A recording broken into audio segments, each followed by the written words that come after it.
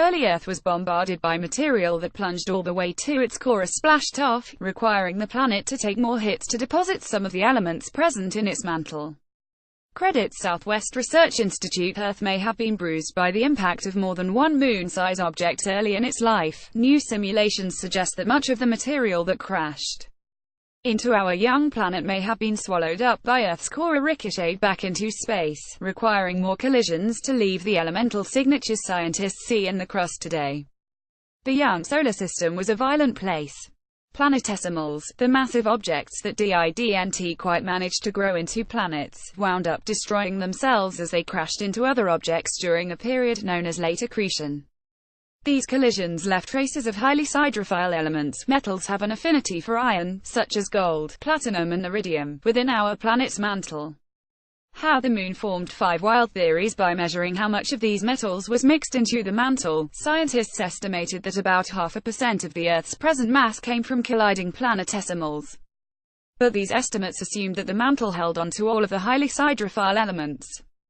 New simulations suggest that instead, some of the material might have been carried all the way into the core, where it would have mixed up or would have been thrown out of the system entirely.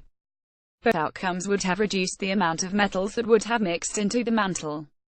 That means Earth may have absorbed 2 to 5 times as many impacts as previously thought. This Southwest Research Institute animation depicts an object 3,000 kilometers (1,860 miles) wide crashing into the early Earth at 19 kilometers per second (12 miles per second). The right-side view shows the mixing of the object and Earth materials after the impact. Credits Southwest Research Institute. We modeled the massive collisions and how metals and silicates were integrated into Earth during this late accretion stage, which lasted for hundreds of millions of years after the Moon formed. Simone Marchi, a researcher at the Southwest Research Institute SWRI in Colorado and lead author of a Nature Geoscience paper outlining these results, said in a statement.